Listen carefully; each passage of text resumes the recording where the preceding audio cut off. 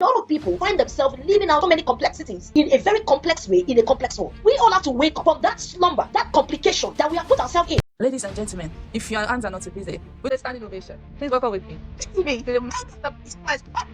a person is clear about the vision of who they are, have the vision of where God is taking them to, and trust the process, but trust that process with action, I'm telling you, the world is just an awesome. You see that person take on the world, unimaginable ways that you could ever think of. Here is to the bold visionaries, kingdom-minded disruptors at the forefront of God's end-time agenda. While some may call them crazy, we see a call to dominion mandate. God has empowered us to take territories, solving the world's greatest problems under the power of His glory. This is the Mountains of Influence podcast. Welcome. Thank you for tuning in. Don't forget to like, subscribe, and give us a comment. Welcome to the Mountains of Influence podcast. My name is Abimbola Lide. On this podcast, we dive deep into the insights, experiences, and wisdom of top-tier kingdom-minded professionals to give you access to invaluable lessons on navigating your own career with purpose, overcoming obstacles, and of course, discovering how to integrate faith and excellence in your professional life. Today, I have with me Oluwatoyin Banjo, fondly called DTV within our community. So who is Toyin Banjo? Well, she is a certified management consultant, a certified ISO 9001-2015 quality management system auditor, a Lagos Business School alumni, a member of Forbes BLK, a first-class BSc holder, an MSc degree holder, a fellow of the American Express Global Leadership Academy, London, UK, and currently pursuing a PhD in development communications. By the time you're watching this, she's probably already a doctor. We don't know. She is also a coaching master's practitioner with the International Association of Coaching, IAC. And with over 15 years of diverse experience, can incorporate communication, brand management, image consulting, strategic planning, project management, impact consulting, and much more. Oluwatoyin possesses a versatile skill set. She is the International Development Leader, Development Consultant, and Program Director at Ideation of Africa, where she empowers social entrepreneurs, changemakers, non-profit professionals, social innovators, civil society organizations, policy shapers, nation-building enthusiasts, public sector agencies, development practitioners, and impact-driven individuals across 46+ countries, playing a pivotal role in driving positive change on the African continent. Ideation of Africa boasts of an extensive network of over 28,000 changemakers, social entrepreneurs, and social innovators. Under her leadership, the Ideation of Africa has significantly expanded by securing multiple six-figure funding that enabled the growth of its programs and operations across Africa and the world. She is also an author of Tales of Civic Education for Young Children and Teenagers, empowering them to take action and make a real difference. Ladies and gentlemen, with a standing ovation, please welcome with me, DTV, to the Mountains of Influence podcast. Welcome, DTV. So, as we always start on this podcast, what does influence mean to you? Thank you, Lady Abimbola, for that awesome question. And many a times when we hear the word influence, a lot of people think that it's just a buzzword. A lot of people think that when you hear the word influence, it just speaks to the ability to persuade a people, towards a particular action. However, I have come to find that influence actually means an intentional or transformational power, right? To shape mindsets, to drive execution or action. And then, of course, to definitely get a people, right, thinking towards driving or championing social driven causes, right? And what I've come to see is that influence can be stratified in many forms. And based on my life's journey, I have come to see that one, influence is a voice and an action. And what do I mean by both a voice and an action? It simply speaks to the fact that through influence, people whose voices are on earth, their voices are amplified. It simply means becoming an amplifier of unearthed voices. It simply means creating a platform for people, regardless of their class and strata and stratification, can step into those opportunities to become, to grow, to have, and to execute powerfully. I also come to find that influence is a strategic stewardship. And what do I mean by influence being a strategic stewardship?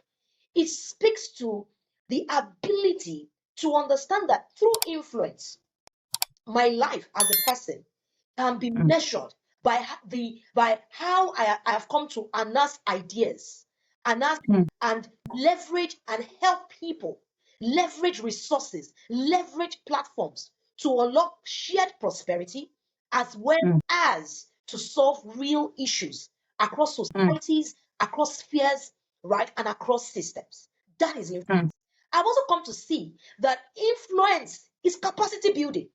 A lot of people mm, think that the people are helping others become mm. through Yeah. consulting, through coaching, through, and they don't understand that these platforms are actually influential pathways.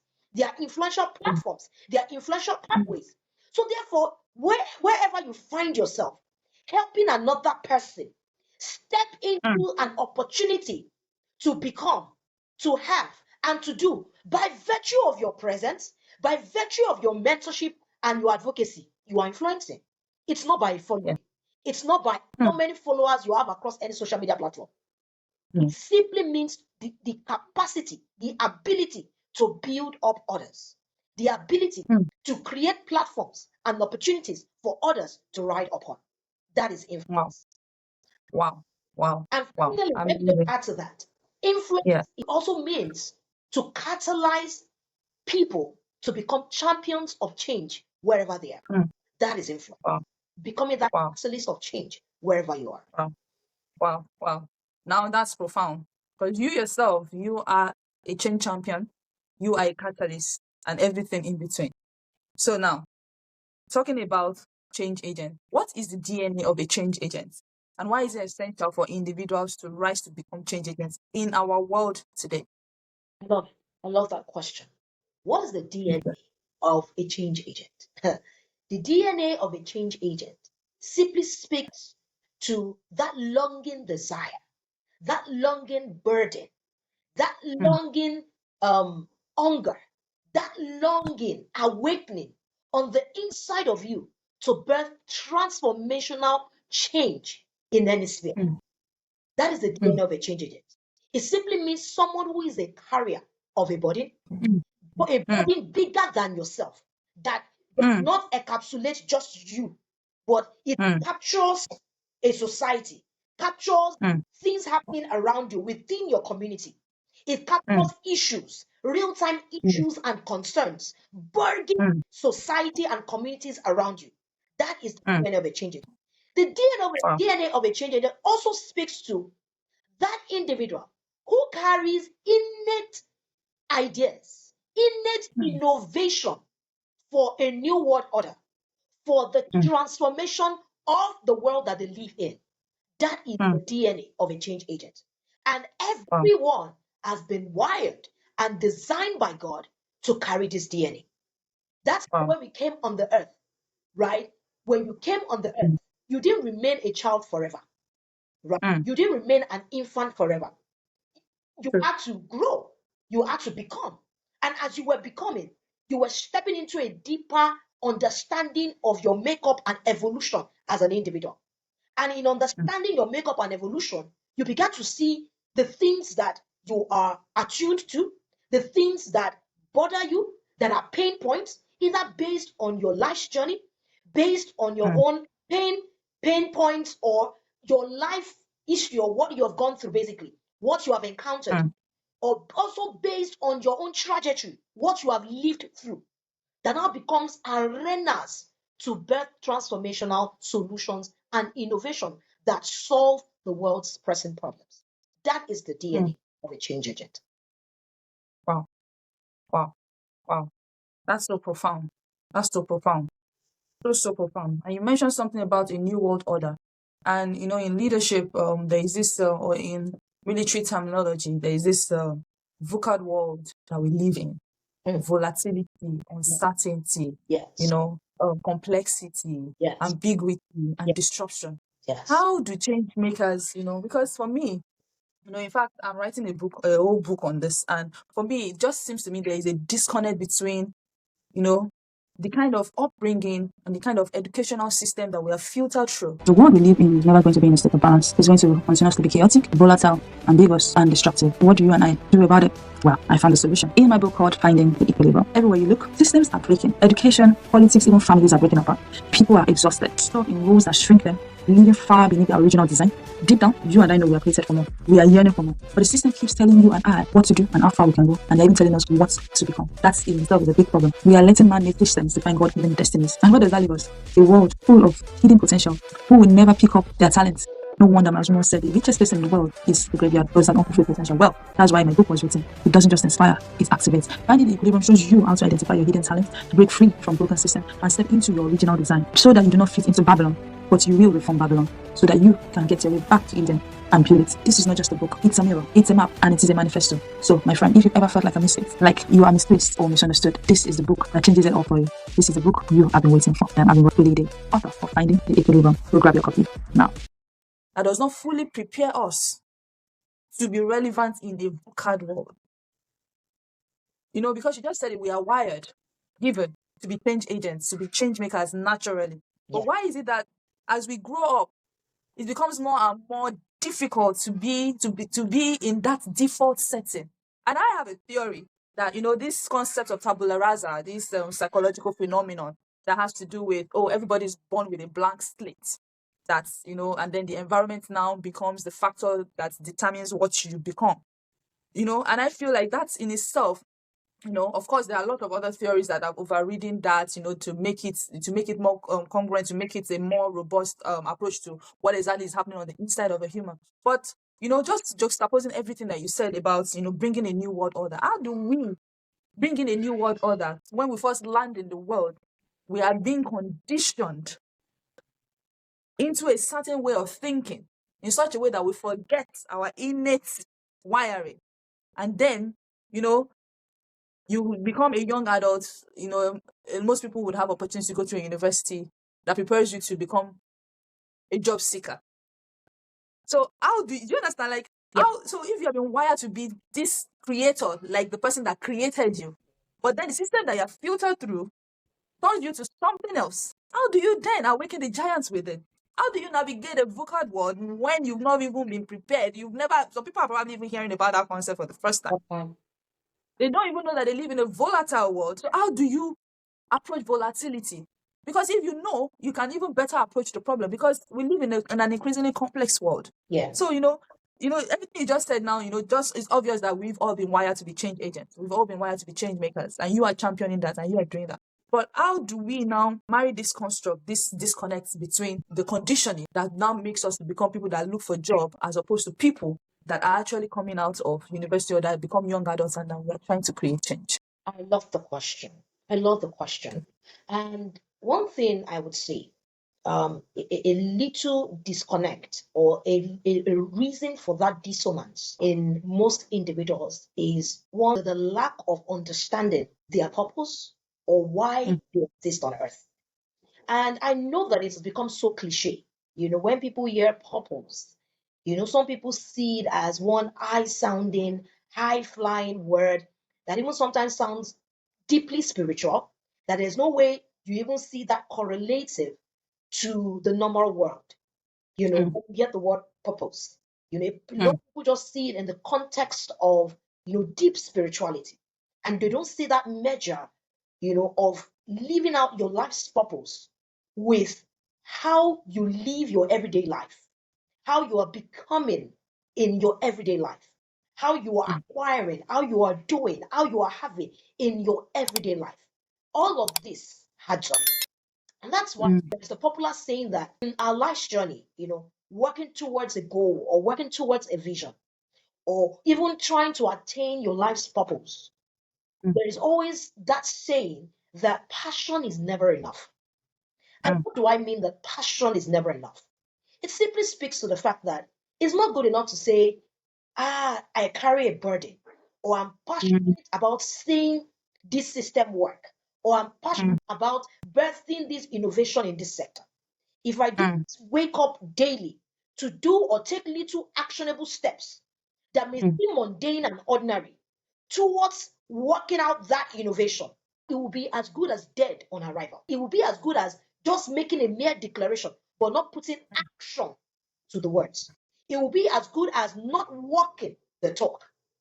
So that's why a lot of people find themselves living out so many complexities in a very complex way in a complex world. Let me break it down. Why are they living out those complexities? They unnecessarily complicate their life by seeing the life's purpose as one very deep, abstract construct that does not have any correlation to what they do on a daily basis.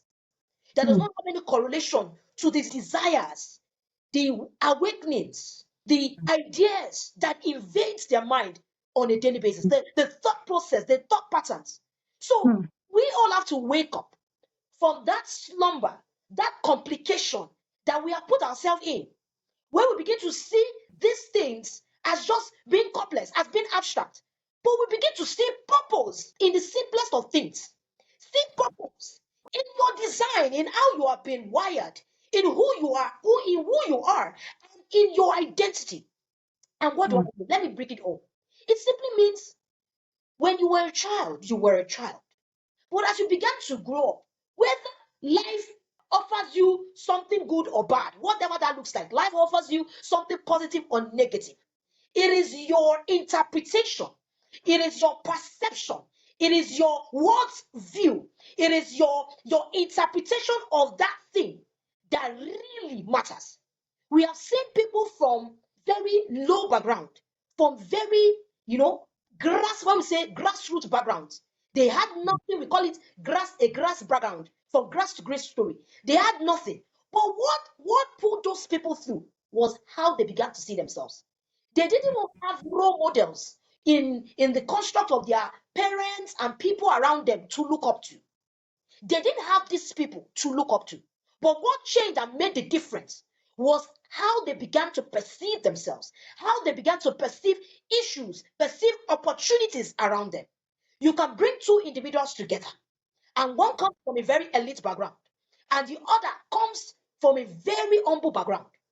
And I can bet you the person who comes from a very humble background, just because that person has a very healthy perspective and a healthy worldview of the opportunities that exist around him or her, this person will go ahead to translate ideas, opportunities into shared prosperity. However, the other person who comes from an elite background, who has a distorted perspective about his background, instead of perceiving that background as a pedestal and a platform for opportunities, the person steps into an entitlement mode. Begin to see that background as I am Omo Babalowo now. So as an Omo Babalowo, maybe the inheritance is for me, then I can spend loud. So what I'm tying this to, it's really around how we see the world around us. It's really around vision. It's really around how we interpret the world around us. It's really around how you see. See, it's about insight, it's about foresight, it's about hindsight, it's about vision. So Amazing. that's why if a person is clear about the vision of who they are, have that vision of their identity, have the vision of where God is taking them to, and trust the process, and writes on by trusting that process with action, executable action. I'm telling you, the world is just an oyster. You see that person take on the world in spaces and in unimaginable ways that you could ever think or fathom, basically. Wow. You brought all the guns today, Itibe. You brought all the guns out, and that was so powerful on a whole different level. Thank you for sharing that. You, As you were just talking, I just couldn't help but wonder, what is our change maker story? hmm, How did you find yourself on this mountain? Like, what is your story? Where are you coming from? How did you get here? I love it. How did you arrive here? How did you become this person that is, sitting before us today? Because somebody is there and say, okay, I hear you. Yes, I mean, I've gone through an educational system that has wired me to look for a job, but of course, there is something that all of that conditioning has buried, and I need to dig it out of myself. Because you also went through the educational system. We see all, even from your bio, we know that you go school plenty, degree, go boy. You understand? But, But here you are. You're still able to align with purpose, with vision, and all of that. So tell us your story, like, and how were you able to arrive on what were your own challenges, and how were you able to arrive on the mountain of your own purpose, on the mountain of change making, and how did you arrive to become the DTB that we are talking to today? Because we can, the bio is beautiful, it's ready made, but there is a making process. There Yeah, is there was the time that you were in raw form. yeah, So how did you go through the refining process to become the DTB that you are today? I love it. I love it. One thing where I would start from, basically, would really be around the fact that this journey of transformation is an ongoing journey. It's not Mm-hmm. a destination, right? We don't Yeah, arrive and say we have arrived at the mm, destination of transformation or we have arrived never. at the destination of success. It's an Mm-hmm. ongoing process, right? And you're just, it's like an onion. You are unlocking new layers of self, new layers of mindset, new layers of transformation, new layers of opportunities. Now, let me bring it up a bit. How did I start out on this journey of being a global catalyst for change in this pathway of social transformation? Mm, I started out just like every normal human being. And mm, what I mean by that? It wasn't that I woke up one morning and the father was saying, daughter, daughter, it is time for you to venture into. No, it started mm, while I was in the insurance sector at that time, working with an insurance company. mm. And I think at that time had spent about 7 years within that organization and I was thriving. I was doing well. I was doing well. But there was just this soul drift. There was just this emptiness within my soul where you knew that there was a misalignment. Yeah, I'm excelling, but I could feel that dissonance. I could feel that disconnect. I'm not where I was supposed to be for the next level. Or, also feel that call, that pull of destiny into my next level of vision and transformation. And it started with a lot of restlessness and questioning where I was. Like, is this all that there is? Or is there more? There was that, burden, there was that hunger. And one morning I was heading out to work in December of 2017. And I just told myself, not told myself, I know it was the Spirit of God that just whispered to me saying, you're going to tender in your resignation. I didn't mention it to anyone. And, I didn't even tell anyone. I didn't have a conversation with anyone at that time. And of course, when that impression, that nudge came upon me, I was just like, was I hearing myself? Why?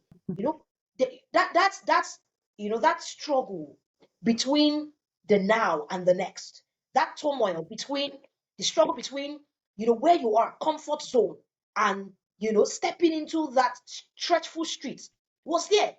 Like, where do I know? What next do I know that I want to do? What next Mm-hmm. do I know? Where next do I see myself going?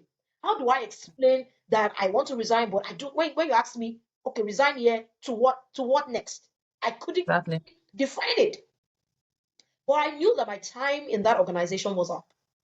I knew that if I wanted to step into that next dimension of vision and purpose, I needed to step out of the mundane of where I was. Mm. And when that tug was, just tearing me up on the inside, of course, thank God for mentors. I had dedicated Mm. life at that time. And even when I couldn't disclose to family and friends, because, most times family and friends love you too much that they want to keep you so safe. Want to be safe. They won't know that they're keeping Mm. you too safe from being significant. Ooh, you arrived there. You touched it. So Mm. thank God for mentors like DDK, and I reached out to her, shared that word and what was upon my heart, what God had laid in my heart for the next level. And she was saying, if God has told you, go for it. Got that encouragement, and all right, I said, let me do this, and I put in the resignation letter. I'm telling you, all hell broke loose in my organization. Like, they were just not clear. Why are you leaving? They called, management team members would call me in to just ask questions. Okay, even when you're leaving, even when you intend to leave, what next? They probably woke up, okay, did you get a new job? No, I didn't get a Mm. job anywhere else. Okay, what next do you want to do? When the questions even got too much at a time, I just, because at that time, I was unlocking my prowess and excellence around project management, around event management. So I'd even taken a certification in event management at that time, I'd become a certified event. So I thought I probably wanted to, fully begin to run that business or step into event management business as it were. So I would tell them, I want to start an event management company. That's what I thought. I want to start Just to give them just something. to get them off my back, literally. Yeah. And then that happened, put it in. I will tell you, I didn't even mention it to my folks, until I had put in the resignation because I didn't want anybody to talk me out of it reasonably. They will have reasons. They will have reasonable reasons Ah, to talk you out. mhm. But when you're talking Definitely. about life, you're talking about life, the destiny of your life. You're talking about your purpose. You know that Mm, you have to get into that fight, deliberate and intentional fight for that destiny. mm. Yeah. And so I had put in the resignation letter before I went on to mention it to anyone. And of course, when I now mentioned that, I put in, they also they became so distraught. Why would you, And I understand. I understood, all of that emotional outburst. But I Mm, knew that, okay, I was going to trust God. And I stepped out. mm, And as I stepped out, it wasn't like I got a job to step into at that time. But then there was an opportunity that opened up. And that what opportunity opened up? It was the opportunity for me to come on board to volunteer with Ideation of Africa at that time as one of the mm. project managers. DDK Wow. put me in, invited me on that journey, and I took it on Mm, and mm, came in as a volunteer, served wholeheartedly. We had a project in 2018 at that time, a conference, spearheaded that conference. It went excellently well. And on the premise of that, of that performance, DDK then pulled me in, still on that still within that volunteer capacity, to then fully come on board, as a program or project manager. And mm. but the way I Wow. showed up, I never showed up. I never showed up like a volunteer. I Mm. showed up with a great Took ownership. of ownership, Mm. taking on the work as though I were the CEO, the executive director of the organization. And I began to Amazing. build. And that was it. I began to build. And let me tell you, Lady Abimbola, just Mm. stepping into that sphere of building out that vision, I began to unlock my own Wow. vision within the vision. And that Mm, it was from within serving within that vision. As I began to serve as a steward, my leadership began to rise. People began, mm, PTDK will pull me, will present opportunities for me to go represent her at speaking opportunities. And by the time I went there, did so well, there will now be other opportunities for me to come speak on. Speaking platforms were opening up. Thought leadership was wow. expanding. And that was it. It was just on the platform of service. Mm, wow. Stepped into the arena, poured in myself wholeheartedly without holding back. Mm, mm, And from that service, God began to unlock dimensions of reward, which were not mm, only monetary, but were in opportunities, mm, people, mm, these unlocking opportunities through leverage, through resources, and through platforms, basically. mm. And that was it. Wow. Oh, wow. What a journey. What a journey. To say, don't get stuck within a 9 to 5 that represses Good. your purpose, that Exactly. represses your identity. You can't be safe and be significant at the same time. You have to pick one. Yeah, every change agent is the blueprint for Africa's development. Africa is rising, and she can only rise as a people rise, and that's why we exist. There is no distinction of the marketplace from our lifestyle. Mm, So I'm able to draw that connecting line that as I show up to my work, as I'm birthing those innovative solutions, I am bringing glory to God. I am reflecting God's glory to the world, and I am making my Father proud because I am shining my light so bright that men come to see the glory of God upon me and glorify my Father. So that's to live comfort, to live the known, to live something that is secure. Just sticking up a mentorship relationship for photo ops. Oh, like with my mentor, and then I posted somebody. Mm, But are you observing? Are you studying? Are you keenly observing this person's life journey, this person's pattern, behavioral change, the unique dealings of God in this mentor's life, the transformational journey, the evolutionary journey of their growth and their becoming? What lessons, what connecting lines are you drawing? This is you should steward that dynamic view of the mentor-mentee relationship. And that is the end of part 1. Thank you for watching. Don't forget to like, subscribe, and turn on your notification for this channel so that you will be the first to know when the next part 2 of the episode drops. And until next time, stay blessed and stay on purpose.